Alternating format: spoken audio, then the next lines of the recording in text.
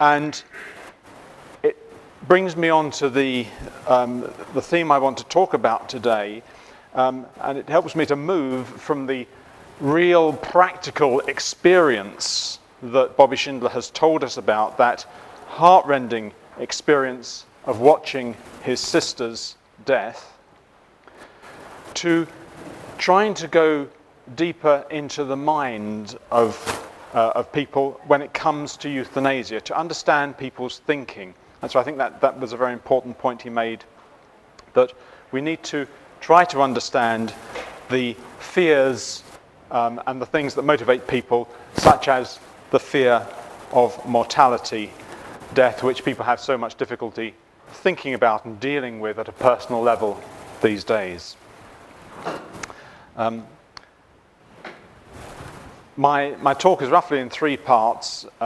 First is to give a quick run through, if you like, on the euthanasia issue, the arguments, the pros and cons relating to euthanasia.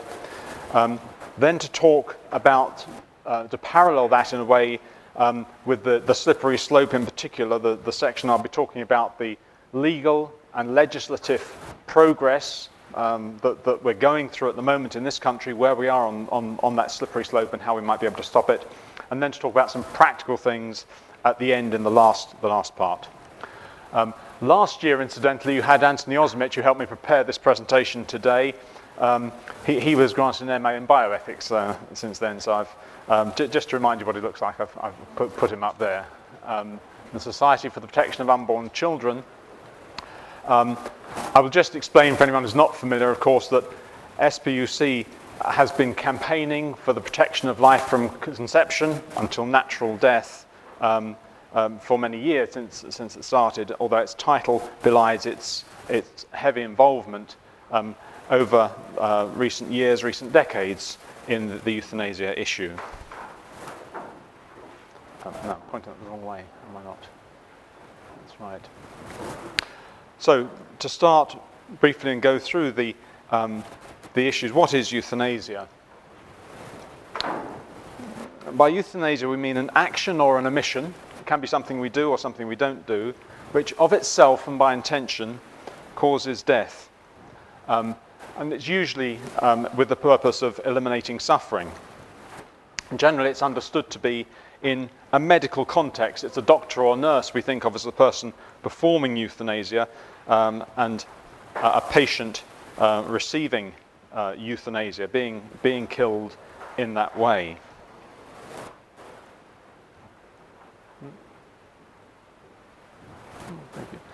We make a distinction between active and passive euthanasia. Why do we make this distinction?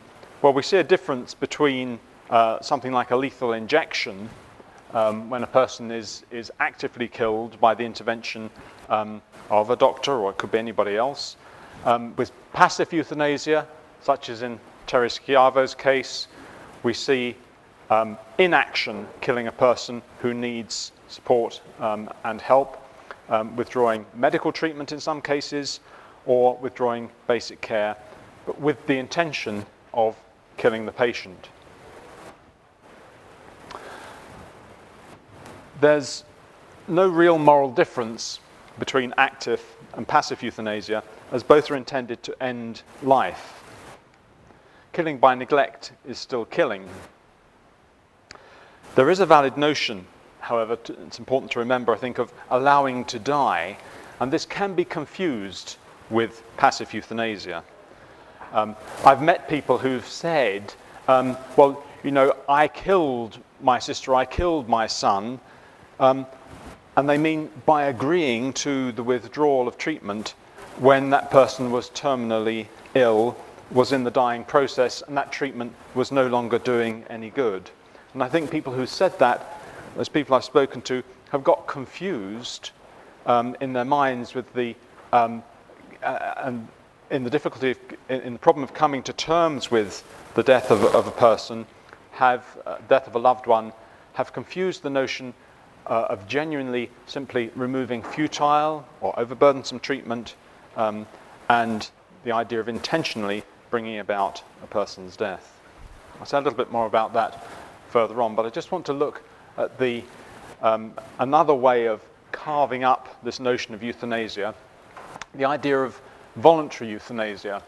And bioethicists talk about these various categories of voluntary, non-voluntary, and involuntary euthanasia, depending on whether a person makes a request, whether a person is killed without a request, or whether it's never discussed, if you like, the non-voluntary euthanasia, or whether it's actually against a person's positively stated wishes not to be killed. Of course, that would normally be assumed.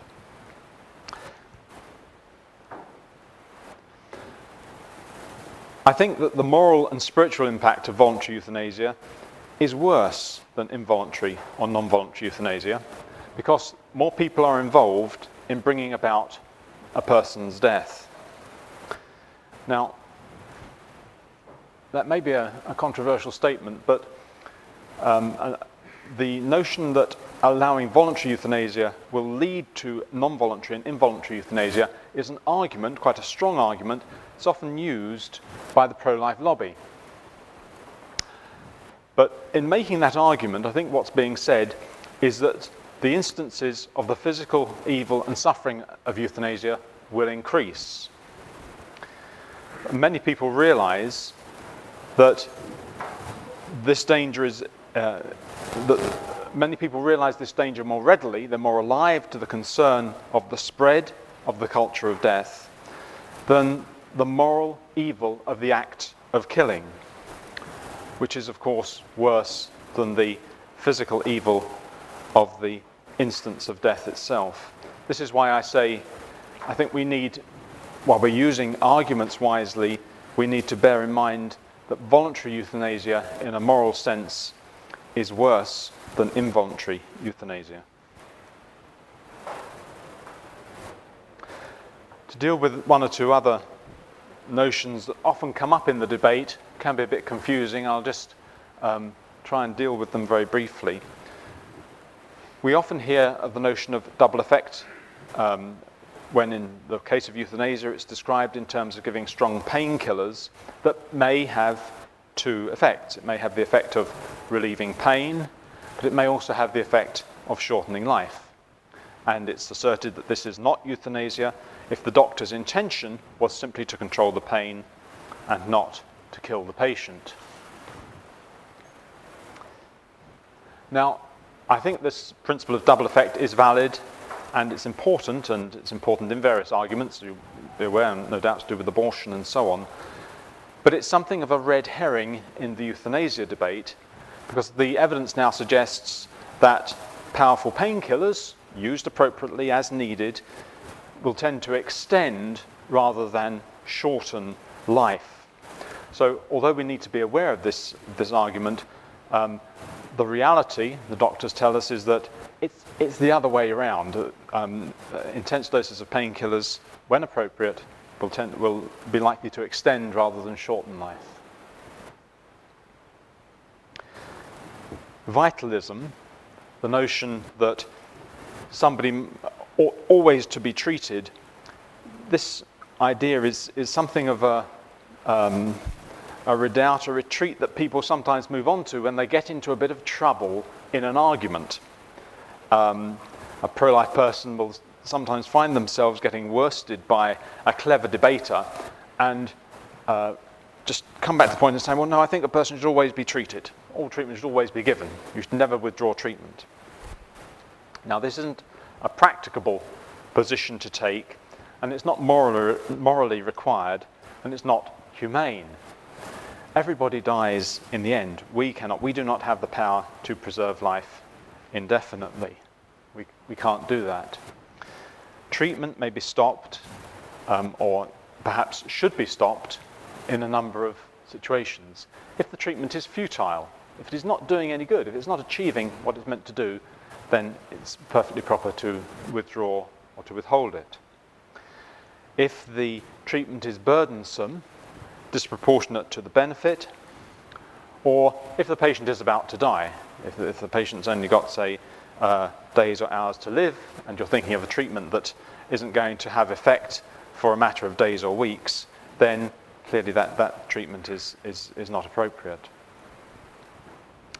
We talk about a burdensome and disproportionate treatment there, reminded of the fact, again, as Bobby Schindler said earlier, Pope John Paul II noted that provision of food and fluids is always proportionate. We always need sustenance. That is not, this argument doesn't allow the withdrawal of fluids and dehydration to death, as happened in Terry Schiavo's case and other cases here, which I'll mention in a moment. To move on to my second part and now look briefly at the history of the legal and legislative situation that we face here. So by way of introduction, this well-known and important quote from Helga Kuss from 1984. She said, if we can get people, she was speaking at the World Federation of Right to Die Societies. She was the president at the time, I believe. She said, if we can get people to accept the removal of all treatment and care, especially the removal of food and fluids, they will see what a painful way this is to die. And then in the patient's best interests, they will accept the lethal injection. It's always worth bearing that in mind. There is an agenda here being pursued by the euthanasia movement. There are other agendas as well. As Bobby Schindler pointed out, the financial one in particular is most important politically. But there are ideological agendas being pursued.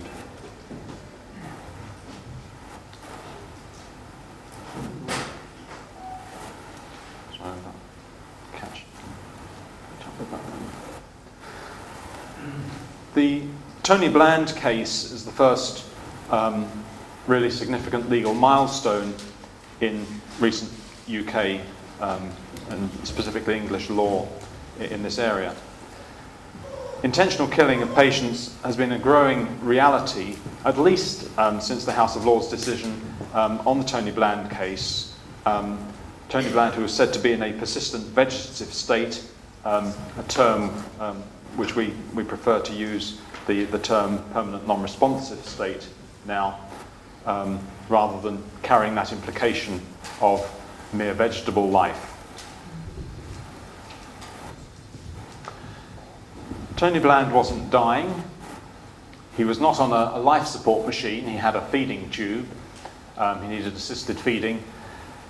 He wasn't in an optimal facility. I say there, it's a bit wordy, sorry. What I mean to say is that he wasn't in a specialist neurodisability unit like the place in Putney, the Royal Hospital and Home there as it was, now the National Neurodisability Centre, I think it's called. He had a nasogastric tube rather than the now preferred PEG tube going straight into the stomach. His condition was not as good as it might have been, medically speaking.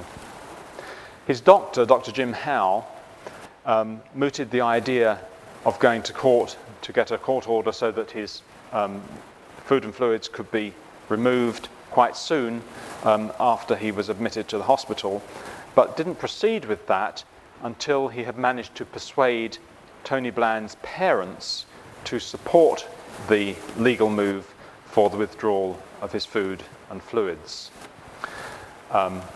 Unfortunately, his parents did come round to that thinking and did support the withdrawal of food and fluids application. It went to court, the High Court first, and eventually the Appeal Court, and then the House of Lords. And in the successive stages, permission to kill him by removing his feeding tube was pursued. The courts, ultimately the House of Lords, said that Tony Bland had no quality of life and no interests, so no best interests, no aim could be pursued in treating him. The notion of loving a person with disability seemed obviously quite alien to the courts. His feeding tube was a medical treatment, the courts decided. They didn't have at that time the benefit of Pope John Paul's advice on that point. I'm not sure if they would have taken it if they had. But they said, as a medical treatment, it was futile. It wasn't doing him any good. He wasn't getting any better.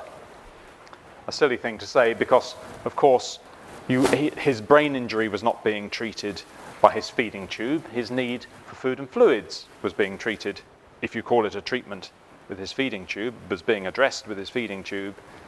That's not what you would have expected to help him recover from a brain injury.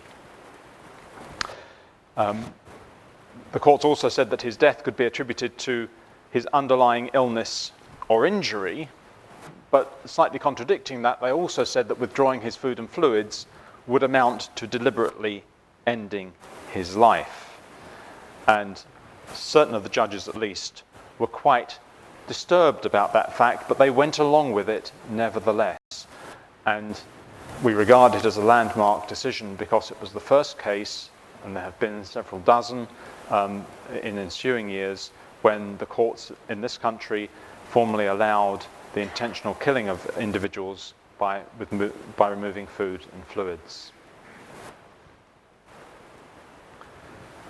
Moving on to the latest legislative moves, we saw last year the passage of the Mental Capacity Act, which will come into effect probably around the middle of next year. It hasn't come into force yet, although it is already having effect in terms of the ethos of the medical profession and practice. Indeed, it was picking up already on changes in thinking and practice following on from the Bland case that had been noted, for example, in guidance issued by the British Medical Association and the General Medical Council.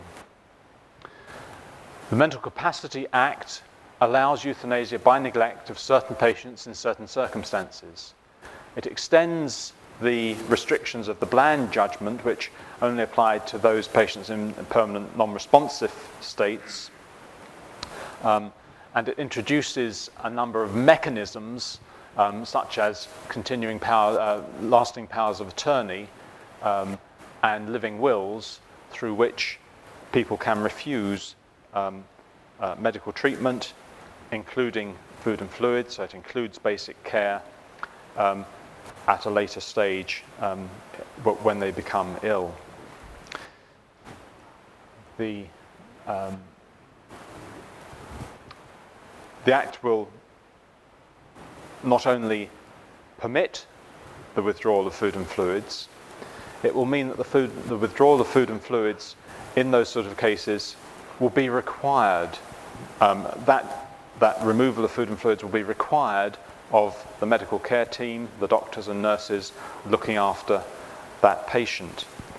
That will be a legal requirement put upon them, and doctors may be liable to a charge of assault if they refuse to comply with a valid advance directive of this kind, or with the direction of somebody with a valid power of attorney of this kind.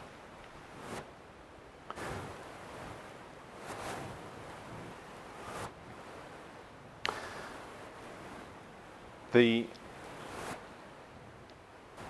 motivation behind this move to introduce euthanasia, in this instance passive euthanasia, is very firmly pointed out by our previous speaker as being a financial one.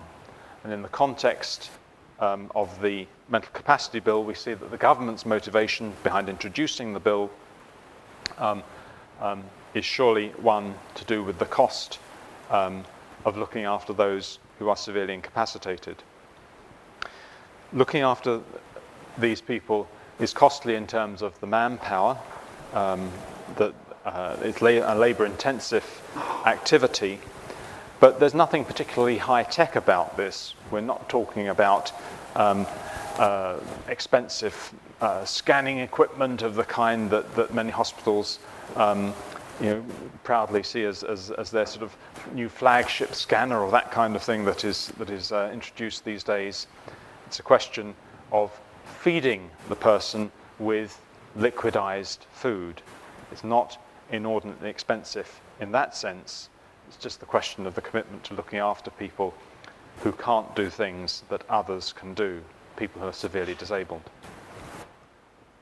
The government claimed, though, in its application to intervene in the Leslie Burke case, the government claimed that tube feeding was expensive, and that if Leslie Burke, who was seeking an assurance that he would continue to receive tube feeding when he became incapacitated, the government argued in that case that if he won his argument and did have a right to continue tube feeding, it would reflect in an undue expense in the rest of the health service. That was their argument, not a quality of life argument, nothing to do with his best interests. It was a straightforward financial argument they put forward. And we believe that cost was the main motive for introducing the Mental Capacity Act.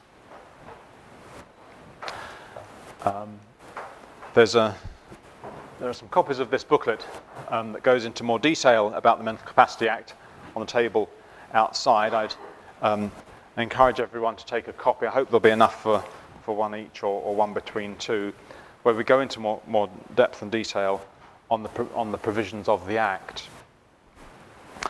The slippery slope, we've moved down from the 1984 statement where we started now, just to give you a rain check, to the Bland case, to the Mental Capacity Act of 2005. We're now coming up to the Joffe Bill. More Joffe's Assisted Dying for the Terminally Ill Bill has been introduced into Parliament several times. Its next reading, a second reading, will be on the 12th of May, just under a fortnight away. The bill promotes assisted suicide and allows a doctor to provide a patient with the means to kill himself or herself where there is said to be unbearable suffering. It amounts to assisting dying, but it's not a natural death that the person will die, it's an unnatural death that will occur.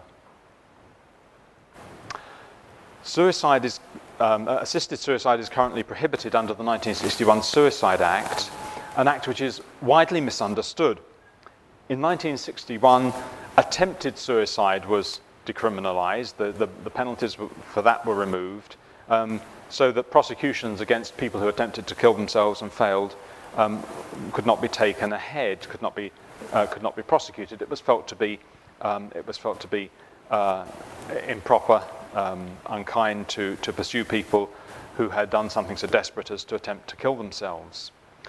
Unfortunately, many people misunderstand that, and some deliberately abuse that change in the law to suggest that Parliament legislated for a right to commit suicide.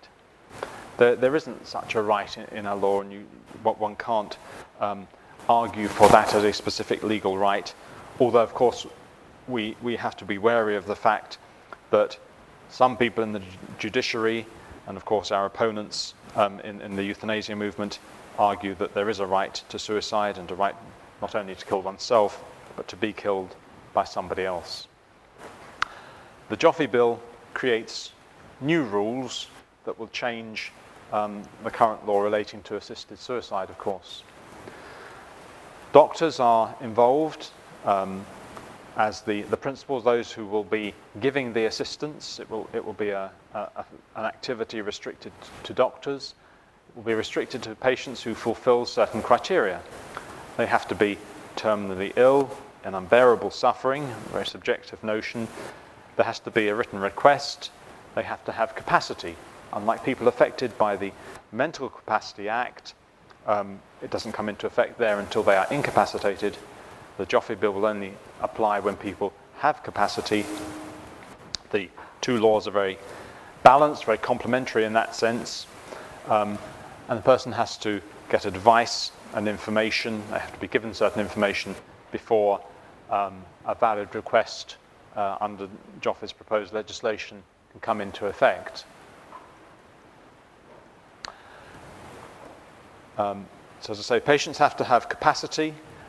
Two doctors have to be involved to ensure that the patient is compos mentis to make that decision.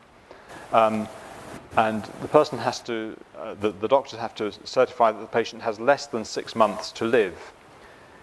It's very, very difficult to judge the length of time that a person is going to live. Doctors will say to people, well, I think you've only got 6 months, or I think you've got a year. But of course, we all meet people who say, well, you know, last year the doctor only gave me 3 months, and here I am 18 months later still going strong. Of course, when the Joffrey Bill comes into effect, those sort of mistakes will be rather harder to detect. As somebody who's committed suicide as a result of the legislation won't be able to see how wrong the doctors were. There is a cooling off period so that assisted suicide can't take place immediately the same day. And there's the safeguard that doctors are not allowed to benefit from the estate of the person they're helping to end the life of. There's also, quite eerily, a monitoring commission who's going to keep an eye on all the assisted suicides taking place and report them back and make sure there's no hanky-panky going on. I don't know who they're going to get to serve on that commission. Quite a spooky job to do, I would have thought. Lord Joffrey has admitted that the scope of his bill could be widened. It's being argued through Parliament on the basis that it's very tight, very narrow, very restrictive, but Joffrey has said the scope could be widened and it could lead to more widespread killing in the future. Many of those concerned about the bill come at it from the perspective of palliative care, and they're worried that Joffrey's bill will have an adverse effect on palliative care provision in this country. Well, Joffrey responds by saying that some people don't want palliative care, but I think he's misrepresenting reality. Many people may say that when they're fit and healthy and young and strong, they wouldn't want to have palliative care. When the situation arose, their wishes might well be different. Pain is seldom a reason for a euthanasia request. When pain is dealt with, if a request for euthanasia has been made, it is usually withdrawn. It's usually a sense of worthlessness, a sense of hopelessness, a sense of lack of personal self-worth, rather than pain, which is the motivation for a euthanasia request. The WHO has said that palliative care provision should be a priority, and yet the provision within the Joffrey Bill of assisted suicide will count against that and move us in the wrong direction.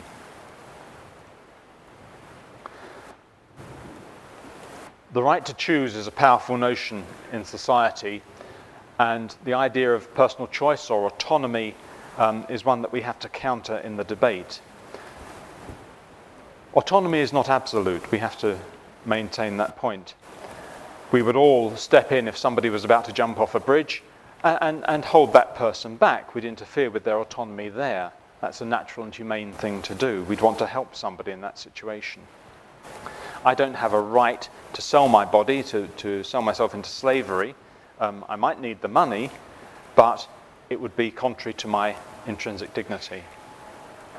And death, of course, eliminates all possibility of exercising one's autonomy. How can I use my autonomy in a way that destroys not only my autonomy, but everything else of myself? Now, time running on, I'll flick through one or two of these foils now to move on and talk about the government's position on the Joffrey Bill. Yeah, sorry, let's go back to that one for a moment. The government has claimed that it opposes euthanasia, but its definition of euthanasia is defective. It talks of euthanasia as a deliberate intervention undertaken with the express intention of ending a life. That definition doesn't include the notion of euthanasia by neglect, and it was on the basis of that definition that it pushed through the Mental Capacity Act. On the Joffrey Bill, although the government has previously expressed its neutrality towards the bill. It now says it may give the bill time. It had moved by 2003 to saying it wasn't opposed to the bill. Last year in the debates it said it was neither opposed to the bill nor to assisted suicide in principle. And it encourages people to contact the Voluntary Euthanasia Society to get information about living wills in particular. The Mental Capacity Act, of course, as I've mentioned, legalised euthanasia by neglect. That was a government bill, not a private member's bill, another indication of the government's position on these issues. Let me skip on again because I think many of these points will have been covered, will be familiar to you.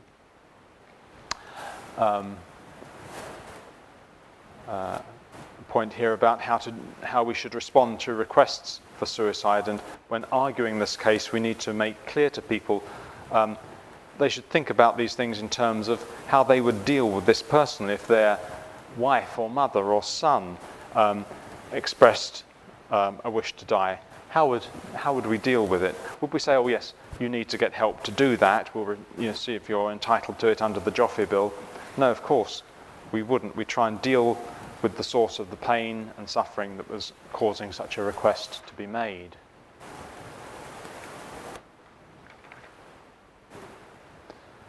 Let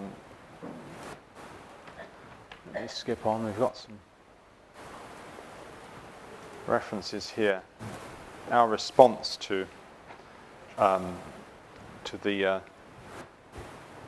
pressure that is building up in society towards euthanasia, pressure from our opponents, from the government, from the ethos that we're facing, the attacks that have been building up for decades on the right to life. Our response must be a good Samaritan response, a response that says, we will love, we will give of ourselves unstintingly and generously to help those who are suffering, those who are in need. The reality of the Joffrey Bill is that we give somebody in need a dose of poison. To mention some practical ways in which we can help fight back against the euthanasia mentality now. Living wills and powers of attorney were mentioned earlier, and I want to say that I'm speaking here particularly in the UK context. Bobby Schindler mentioned references to living wills in the book that he and his family have produced. And I'm sure in the American context that may be the appropriate route to take. But we need to be extremely wary of living wills and powers of attorney. They are based on a mistaken concept of individual choice, and we may find ourselves inadvertently reinforcing notions which are helping our opponents if we take up explicitly the proposals that are explained in the Mental Capacity Act of appointing a power of attorney, somebody with a power of attorney over our healthcare decisions, or writing a living will in that regard. How can we avoid the pitfalls of the Mental Capacity Act? We need to bear in mind that the Mental Capacity Act makes it virtually impossible for good doctors to practice medicine. The Abortion Act has made it extremely difficult for good doctors to practice medicine in certain fields in this country.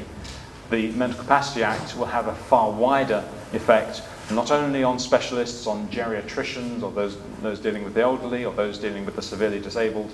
It will have a very wide-ranging effect indeed on all sorts of corners of medicine. So we need to have a concern for how we can help good doctors and nurses, how we can help reinforce their position. We need to respond to the mentality of choice by reaffirming the Hippocratic tradition. And we can seek a little bit of leverage within the Mental Capacity Act, because the Mental Capacity Act says that the values and beliefs of patients must be taken into consideration when assessing their best interests. By asserting that our values and beliefs are in accordance with the Hippocratic tradition, we can help protect ourselves while at the same time helping those doctors and nurses who want to care properly for their patients to do so. SPUC has launched a group called the Patients First Network, based around a set of simple medical principles, medical care principles, which are in essence guided by the Hippocratic tradition. This is the brief statement of medical care principles. Those responsible for administering medical care should pursue the following objectives: sustaining life, restoring health, and where possible, preventing deterioration in health and alleviating suffering. Quality of life assessments should not be used to determine that the individual is no longer entitled to due respect, care, and treatment. Now, that may not sound like a living will to you. It's not a living will. It's not really intended to sound like one. It's intended to be, if you like, an alternative, a substitute to a living will. It doesn't say, this is what I want, or this is what I don't want. It's making it much more objective, saying, this is good medical practice in my understanding. This is what we should be pursuing, we should be aiming at. And this is what the Patients First Network is trying to promote. This is at the heart of it. It's aiming to resist this culture where personal choice is everything, and promoting this statement of medical care principles. It offers a telephone support service for relatives of those at risk. The idea being that if you join the Patients First Network and then become incapacitated, lose your capacity to communicate or to respond, then your next of kin can seek help from the telephone support service if somebody suggests withdrawing your food and fluids, or withdrawing other vital care or medical treatment that would cause the end of your life. The Patients First Network is intended, as I say here, to be a beacon of hope, not a lifeboat. This is the danger, I feel, if we go down the route of promoting a pro-life living will, that we may find that we can get a wording that will help make us secure, but what about everybody else? What about others? People who join the Patients First Network are given a simple membership or ID card, naming their next of kin or a trusted person, if they wish, who can be contacted in case a person loses their capacity when they're unaccompanied. In response to the Mental Capacity Act approach of saying choice is God, going along with that ethos, the Patients First Network says, my welfare, not my ill-informed guesses in an advance directive, should guide my doctor. Where the MCA says the patient choice is paramount, the Patients First Network says that the healthcare worker's conscience must be respected too. And just to show you some of the hardware, those who join, there's a little medallion. People can wear the helpline phone number is engraved on the back of the medallion. There are membership forms. Anybody who's interested here. I should just mention the subscription. We suggest a subscription rate on the membership form, but anyone is welcome to join regardless of whether you can afford to or not. So if you send the form in with no money, that's fine, or any amount of money you can afford, that's fine. And the telephone support service, the number of which is on this leaflet, as well as on other Patients First Network literature, the telephone support service is happy to help anyone, whether they be a member of Patients First Network or not. The telephone support service will be in a stronger position to help those who are members of the network, but it's willing and ready to help anyone at all. If I can summarize then. Euthanasia and assisted suicide mainly affect the sick, the disabled and elderly people. And a point that's important to remember when trying to counter opinion polls, which, often distorted as they are being constantly thrown in our face, claims that a majority support assisted suicide, a majority support euthanasia. Not if you ask those who are going to be most closely affected by them. Intentional killing is wrong, whether by act or omission. We have to oppose the Mental Capacity Act as well as the Joffrey Bill. And in the fight against the Joffrey Bill, we've got less than a fortnight now to contact peers. You can contact any member of the House of Lords. Through our website, you can get lists of them. There's also a list of members of the House of Lords in this orange campaign handbook. Again, there are copies free for you to take outside if you haven't been signing letters to the Lords today. And thank you to those who've organised that as well. And lastly, I haven't had many nice photos. Father Linus had so many great pictures earlier on. So I'm glad to end with this photo that was taken yesterday, as you can see, just below Big Ben there, when a really stalwart supporter in Essex organised for 100 local people in his area to write letters to all 720 active members of the House of Lords.